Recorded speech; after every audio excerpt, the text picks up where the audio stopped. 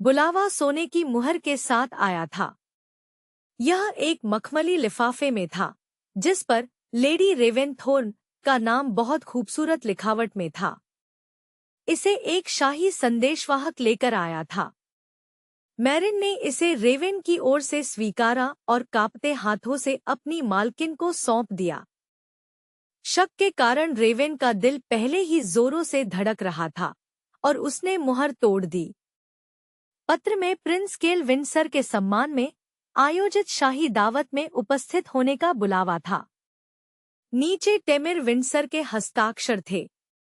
कमरे की हवा एकदम शांत हो गई। रेवेन ने उन हस्ताक्षरों को इस तरह देखा मानो वे पन्ने से बाहर कूदकर उसका गला घोंट देंगे। वह इस आदमी को याद भी नहीं कर पा रही थी, लेकिन उसे रेवेन याद थी। इतनी याद थी कि उसने फिर से उसे वापस बुलाने की हिम्मत की थी, मानो वह मरी ही न हो। बिल्कुल नहीं, रेवेन के बताते ही ड्यूक थोन ने कहा। वे धूप से रोशन सोलारियम में खड़े थे। ड्यूक की चाय की प्याली तश्तरी में रखते ही खनखना उठी। तुम दोबारा उस महल में नहीं जाओगी, उन्होंने ऐलान किया। जो कुछ हुआ उसके बाद नहीं। उसकी वजह से तो बिल्कुल नहीं। मुझे जाना ही होगा, रेवेन ने शांति से कहा। नहीं, तुम अभी भी ठीक हो रही हो। मैं नहीं जानता कि तुम दोनों के बीच क्या था। एक पल तुम उससे सगाई करने की भीख मांग रही थी और अगले पल तुम। ड्यूक की आंखें नम हो गईं। मैं नहीं जानता कि उस पुल पर क्या हुआ था, ड्यूक ने धीमी आवाज में कहा। लेकिन तुम्हारा रिश्ता सामान्य नहीं था। जिस तरह से वह तुम्हें देखता था, उससे मेरी रूह कांप जाती थी। रेवेन ने अपने पिता को ध्यान से देखा। सिर्फ दुख नहीं, बल्कि बेप्सी देखी। मैं उससे नहीं मिलूंगी, रेवेन ने कहा, जब तक कि वह खुद कोशिश न करे। मैं बस दूर से उसे देखूंगी। ड्यूक थोन ने एक गहरी सांस छोड़ी और अपनी आंखों पर हाथ रख लिया। तुम बदल गई हो, उन्होंने कहा। मुझे नहीं पता कि यह अच्छा है या बुरा, लेकिन यह मुझे डराता है।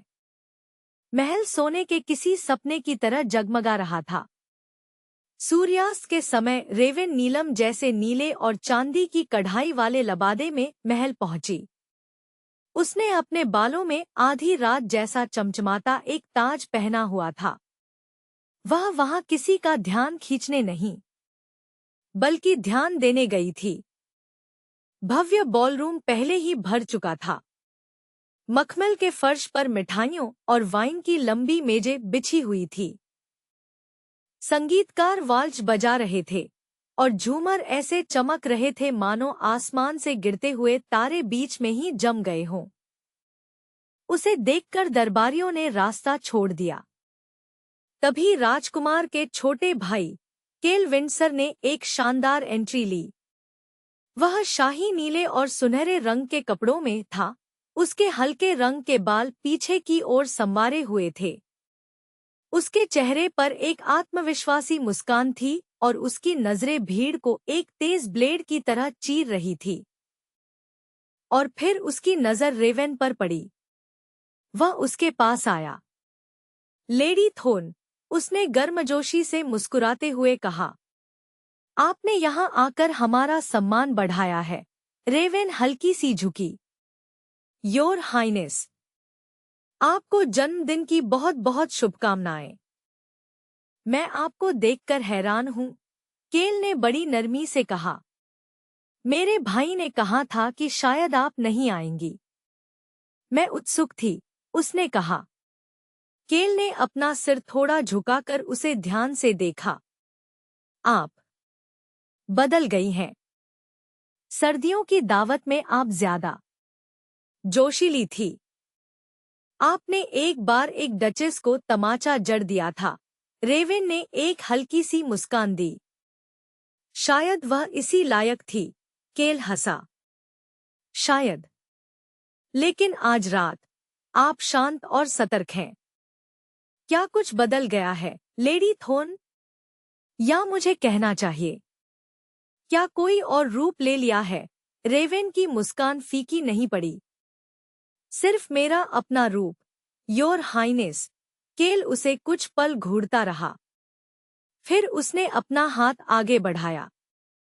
आइए, मैं आपको बगीचा दिखाता हूँ। रेवेन मान गई। बगीचा चांदनी में नहाया हुआ था। हवा में रात की कुमुदिनी की महक घुली हुई थी। केल उसके साथ चलते हुए मुस्कुरा रहा था, लेकिन रेवेन उसकी बातों में एक अजीब सी जिज्ञासा महसूस कर रही थी। आपको सच में कुछ भी याद नहीं है ना? केल ने धीरे से पूछा। मुझे बताया गया कि मैं आपके भाई के लिए पागल थी। केल का चेहरा गंभीर हो गया। उसे चीजों को आसानी से छोड़ना पसंद नहीं है। वह गुलाबों से बने एक मेहराब के नीचे रुका और रेवेन की ओर मुड़ा। मुझे इस बात पर यकीन है कि अब आप वो लड़की नहीं रही, लेकिन मुझे नहीं पता कि आप अब क्या हो। रेवेन ने उसकी आंखों में आंखें डालकर कहा, मुझे भी नहीं पता। अंदर प्रवेश द्वार के पास हलचल होने लगी। क्राउन प्रिंस आ गए हैं। रेवेन का दिल सुन्न पड़ गया। केल ने इस बात पर गौर किया। वह आज रात आपको नहीं ढूंढेंगे, केल ने उसे दिलासा देते हुए कहा। रेवेन ने धीरे से सिर हिलाया। लेकिन जैसे ही वे वापस मुड़े, रेवेन एक बार फिर रुक गई। चांदनी से नहाई हुई ऊपर की बालकनी की रेलिंग के पार उसने अकेले खड़े राजकुमार को देखा। यह क्राउन प्रिंस टेमिर विंडसर था। पीछे से भी वह एक ऐसे तूफान की तरह लग रहा था जो बस फटने ही वाला हो। इससे पहले कि राजकुमार उसे घूरता हुआ देख पाता, रेवेन वहां से मुड़ गई।